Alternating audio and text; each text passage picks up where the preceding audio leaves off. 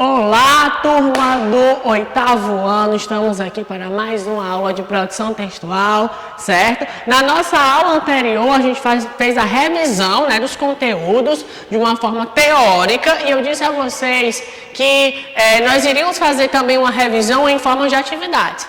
Então, na agenda de vocês foi um arquivo com as questões, que vocês deveriam resolver aí, ok? Então, eu espero que vocês estejam com o material. Pode ter aluno que fez a impressão, outros realmente está aí no celular, Espero que as respostas estejam ou na folhinha ou então aí no caderno de vocês, ok? Então, nesse momento, a gente vai fazer o quê? A correção dessas atividades, Então, vamos lá para a nossa correção, ok?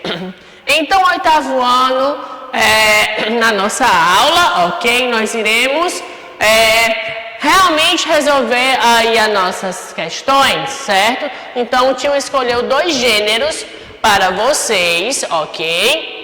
Da gente fazer a nossa resolução. Então, a nossa primeira aí, que nós temos, ok? Busca pela imagem perfeita, de Roseli Saião, que ela vai falar sobre essa questão da busca pela imagem perfeita. Então, vamos lá. Olha, nós estudamos texto de opinião, não foi? Então, nós iremos ver qual a opinião da Roseli sobre a busca pela imagem perfeita. Olha aí o nosso primeiro parágrafo. Li uma reportagem na revista Cláudia. Gente, li. Verbo está conjugado na primeira pessoa. Olha a marca de oralidade aqui e de expressão aqui na nosso texto de opinião. Li, primeira pessoa, certo? Do singular, Li uma reportagem na revista Cláudia sobre adolescentes que se submetem à cirurgia plástica. Os números são impressionantes. Das cerca de 650 mil cirurgias realizadas no ano passado no país, 15% foram de adolescentes entre 14 e 18 anos. E não são meninas apenas que recorrem a tal recurso. Os meninos, pouco a pouco, aderem ao procedimento. Ter nariz perfeito, seios volumosos e o corpo sem excesso de gordura é o anseio da moçada. Eles querem ver no espelho uma imagem perfeita, querem ter um corpo que vista bem uma roupa, não procuram uma roupa para o corpo que tem, ok? Então aqui a gente está vendo que o texto, esse texto de opinião, vai falar sobre a busca da imagem perfeita dos adolescentes, ok? Tal comportamento é o resultado de múltiplas pressões. A sociedade de consumo apresenta a esses jovens a ideia de que quem não tem determinado corpo não consegue ser feliz. A sociedade da aparência e do espetáculo nos informa que, para ser notado, é preciso apresentar uma beleza padrão. O depoimento de uma garota na reportagem cita e revela essa questão. Diz ela, quem não tem peitão não é ninguém. Além disso, vivemos também na era do imediatismo. Preste atenção que ela vai explicar o que é essa era do imediatismo. Da busca de soluções rápidas com o mínimo de esforço. No lugar do empenho pessoal e do compromisso, colocarmos o dinheiro. Preferimos comprar o bem-estar em uma autoimagem satisfatória a empenhar energia para melhorar o que temos. E nesse clima que o abuso de drogas legais e ilegais tem crescido entre jovens e se apresentado cada vez mais cedo. À primeira vista, pode parecer que não há comum entre os dois temas, mas um olhar um pouco mais atento aponta para uma estreita ligação entre eles. Depois, a gente tem uma sequência aí do texto, ok? Vejamos, Aí ela vai apresentar os dados, Os jovens não têm encontrado grandes obstáculos quando se sentem descontentes com seu corpo e aparência e decidem resolver isso rapidamente com intervenção cirúrgica, que é justamente a intenção que ela está mostrando, do texto. Olha, aí depois ela vai colocar o seguinte: o que os pais acreditam que deve promover a felicidade do filho, se o filho acredita que a felicidade é ter um corpo idealizado, por que não colaborar? Então aí ela vai colocar a intenção dos pais, né? Que muitos pais eles estão incentivando os filhos a fazer a cirurgia e estão bancando isso aí, né? As lições que ensinamos aos jovens não contribuem mesmo a contragosto, para que ajam dessa maneira e não são, entretanto, as que gostariam que eles aprendessem, né? Então, ela vai dar esse posicionamento, né? A utilização de substâncias químicas, a questão da utilização das cirurgias plásticas, né? Afirma-se que as drogas, né, que provém da felicidade, no caso dessas drogas que ela está colocando aqui, são os produtos químicos que são utilizados, né? As drogas aí nas cirurgias estéticas, por exemplo, o Botox, né? Colocar silicone, ou até mesmo produtos ilícitos como a questão do uso de anabolizante e tudo mais, certo? Então, ela termina aí o seu texto dizendo o seguinte: o mundo atual é de uma complexidade incrível e um ato educativo pode ter repercussões muito mais amplas que as desejadas. Por isso, para educar é preciso muito mais pensar do que agir, né? Então, aqui a gente sabe essa informação, que a Roseli é psicóloga e autora do Como Educar Meu Filho, né? Então, vamos lá. Com base nesse texto, se pergunta: no primeiro parágrafo do artigo, Roseli Sayão afirma que a motivação para escrever a busca pela imagem perfeita veio da leitura de um texto. O texto em estudo apresenta relação com o outro, né? Então, nós sabemos que, com uma reportagem da revista Cláudia, foi com base nessa revista, na reportagem dessa revista, que ela teve a intenção de escrever o texto dela, né, da opinião. Cite duas razões que levam os jovens a se preocuparem tanto com a aparência. Quais são elas? Então, no texto tem várias e vocês podem escolher duas, né? Com o fato de viver em uma sociedade que a beleza e o consumo passam a ser apresentados como um caminho para a felicidade, né? E o fato de a sociedade ser imediatista, buscando soluções sem muito esforço, né? São duas razões que vocês podem colocar aí no texto de vocês ou encontrar outras mais. A autora afirma que vivemos na era do imediatismo.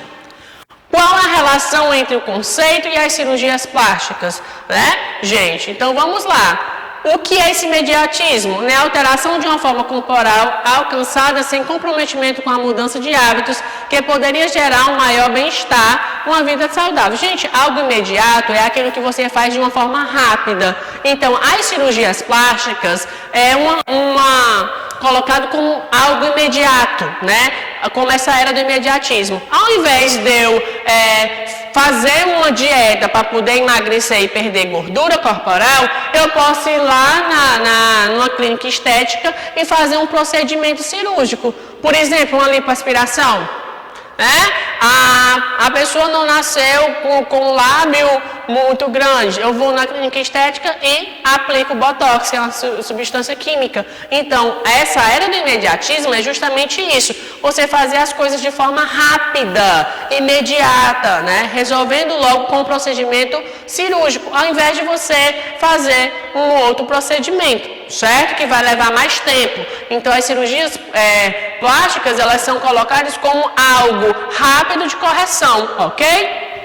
Então, vamos lá. Qual a relação do conceito com essas cirurgias plásticas? A alteração da forma corporal alcançada sem comprometimento com a mudança dos hábitos, que poderia gerar um maior bem-estar e uma vida saudável. É uma atitude imediatista, uma solução rápida e confortável, mas que coloca risco à saúde, né? Então, a cirurgia plástica, de certa forma, você está entrando no centro cirúrgico, né, para fazer uma cirurgia.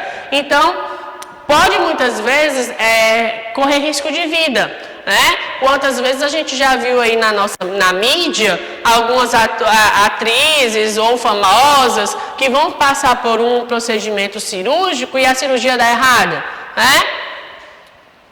Quarta questão. Segundo o texto, como os pais reagem ao desejo dos filhos de mudar o próprio corpo, né? Muitos pais costumam apoiar a decisão dos filhos e atendem ao desejo deles custeando as cirurgias. A gente viu isso nos parágrafos do texto, né? Às vezes o filho quer muito isso, uma cirurgia plástica, o pai acaba, de certa forma, bancando a cirurgia, né? Quinta questão, a que conclusão chega a autora do artigo? Gente, qual é a conclusão da opinião da autora, né? A autora afirma que, apesar de complexa, a educação deve permear a reflexão dos pais ou educadores e que isso deve se sobrepor às atitudes imediatistas a fim de ajudar os jovens a superar suas frustrações, certo? Então, depois nós vamos seguir a um outro gênero, né? A gente agora vai ter uma entrevista, a gente sai do texto de opinião e entra na entrevista. Aqui é uma entrevista diferenciada, né? Uma entrevista entre a Veja, a revista Veja e o Alberto, certo? O ensaísta canadense Alberto Manguei, autor de Uma História da Leitura, explica porque a palavra escrita é a grande ferramenta para entender o mundo, né? Então, a revista Veja pergunta, numa época em que predominam as imagens, por que a leitura ainda é importante? Né? Porque aí ele vai responder, né? Justamente essa ideia, para vocês entenderem um pouco a pergunta. Porque nesse meio atual, a gente tem muita imagem, né? Então, a leitura ainda é importante? Aí ele vai responder. A atual cultura das imagens é superficialista, isso é a visão dele. Ao contrário do que acontecia na Idade Média e na Renascença, épocas que também eram marcadas por uma forte imagética. A imagética é questão de imagem, certo? Pense, por exemplo, nas imagens veiculadas pela publicidade. Elas captam a nossa atenção por apenas alguns segundos, sem nos dar chance para pensar. Essa é a tendência geral em todos os meios visivos. Assim, a palavra escrita é mais do que nunca a nossa principal ferramenta para compreender o mundo, certo? A grandeza do texto consiste em nos dar a possibilidade de refletir e interpretar. Prova disso é que as pessoas estão lendo cada vez mais, assim como mais livros estão sendo publicados a cada ano.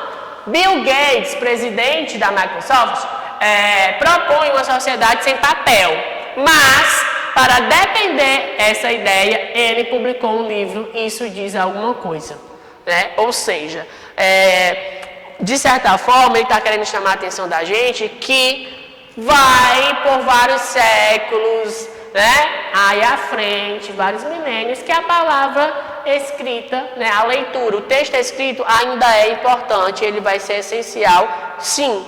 Por mais que tudo esteja utilizando bastante imagem, né? Principalmente a parte da mídia, mas uma hora o texto vai ter que ser escrito, certo? Então vamos seguir aqui.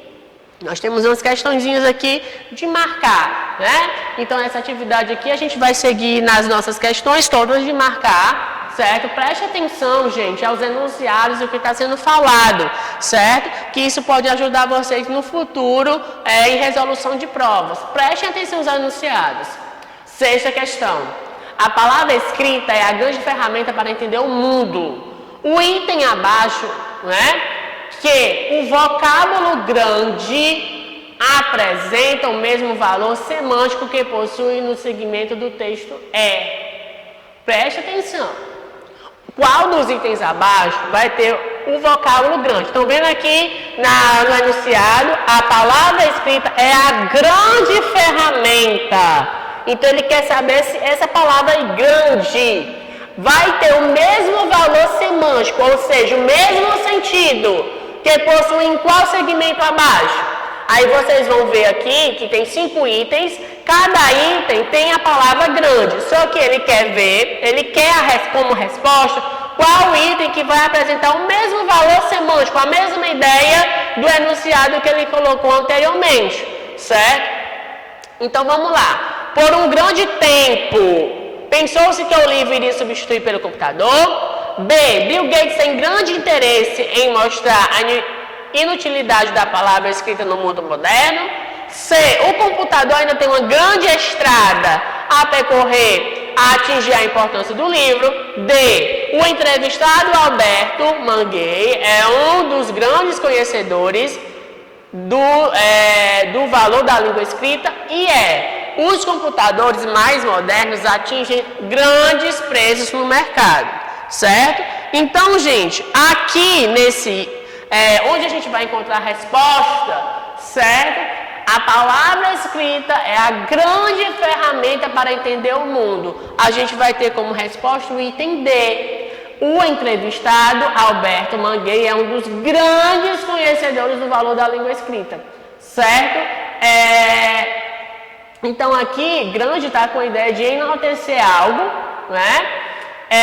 Mas também você tem que levar com relação ao contexto do enunciado inteiro, certo? Sétima questão. Na pergunta do repórter, há uma oposição implícita entre imagem e leitura. Por quê? Gente, preste atenção à pergunta. Na pergunta do repórter, há uma oposição implícita entre imagem e leitura, né? Quando a gente, vou só lembrar aqui a vocês, a pergunta dele foi o seguinte: numa época em que predominam as imagens, por que a leitura ainda é importante? Né? Então, aqui nessa pergunta, há uma oposição entre as ideias de imagem e leitura. Por quê? Item A. Os livros teóricos não possuem ilustrações, as imagens não estão presentes nos livros infantis, a leitura só é possibilidade de criar imagens, as imagens independem de leitura, ou as letras não possuem sentido sem imagens? Gente, qual é a ideia aqui, né? O que é que está implícito, né? Que a leitura só é a possibilidade de criar imagens. A leitura só é a possibilidade de criar imagens, né? Por que ele está dizendo aqui de forma implícita? Gente, se a gente prestar atenção na resposta, a gente vai entender o seguinte, que a medida, quando ele utiliza a parte da mídia, a mídia utiliza da imagem. Ou seja, para chamar atenção, ela utiliza somente a imagem das coisas, principalmente na propaganda. Quando ele diz, né, vai explicar a importância da leitura, o que é que ele está querendo dizer? Que à medida que eu leio, eu passo a imaginar aquilo que eu estou lendo, então eu estou criando o quê? Imagens. Por isso que é o item C. A leitura só é a possibilidade de criar imagens. Ou seja, à medida que eu leio um texto, por mais que não tenha nenhuma gravura, mas na minha imaginação eu vou criando as imagens, certo? Preste atenção. Oitava questão. Segundo o que depreende da resposta do entrevistado, em termos de cultura de imagem, a época moderna em relação à Idade Média e à Renascença, né? Então, o item A é bem mais superficial no tratamento das imagens. B, prefere imagens profanas ao invés de religiosas. C, apresenta semelhanças nas imagens publicitárias. D, mostra idêntica preocupação formal. Item E, possui tecnologia bem mais avançada. Item A, né? Quando ele vai fazer a relação, né, ele vai dizer que é bem mais superficial no tratamento das imagens, certo? Nona questão. Essa é a tendência geral dos meios visivos. Os meios visivos que alude o entrevistado inclui o quê? Quando ele fala aqui, essa tendência geral em todos os meios visivos, certo? Que é esse meio visível? É um meio de comunicação que ele vai utilizar o visual. Os meios visivos, aqui alude o entrevistado, inclui certamente o quê? Então, quais são os meios visivos que o entrevistado, né, está utilizando aí, gente? Vamos lá. É a pintura, a fotografia e o desenho no item A? B, é a televisão, o cinema e a fotografia? C, a pintura, a televisão e o cinema? D, cinema, fotografia e a pintura? E é o desenho, a pintura e a televisão? Item B, televisão, cinema e fotografia, certo? Décima questão. A frase final do entrevistado, isso diz alguma coisa, refere-se a... Item A, a pouca importância do livro diante da importância do computador no mundo moderno. A contradição entre pensamento e ação de Bill Gates. C, a valorização da leitura através dos tempos. D, a desvalorização das imagens no mundo da Microsoft. E é a necessidade de novas pesquisas sobre o valor da leitura. Gente, a gente viu aí que é a contradição, né? Entre o pensamento e a ação de Bill Gates. Bill Gates disse que a gente não precisava mais de livro porque estava tudo no computador. Só que o mesmo Bill Gates, ele escreveu um livro, então por isso que é uma contradição, ok? Então, gente, esta foi a nossa atividade, certo? De revisão. Eu disse a vocês que nas nossas aulas que vocês tivessem cuidado nessas atividades, porque a gente ia passar bem pela interpretação, né? Então vocês tivessem cuidado com os enunciados. Então, quando essas questões que eu passei para vocês, né, são questões realmente que pode vir uma prova, pode vir um simulado, em que puxa a interpretação de vocês. Então, não é só saber as características do gênero textual ou como saber escrever. Eles podem também, né, utilizar o gênero textual e fazer perguntas bem mais complexas na parte de interpretação, certo? Então, espero que vocês tenham gostado, né, e tenham aprendido um pouco mais, ok? Então, até a nossa próxima aula.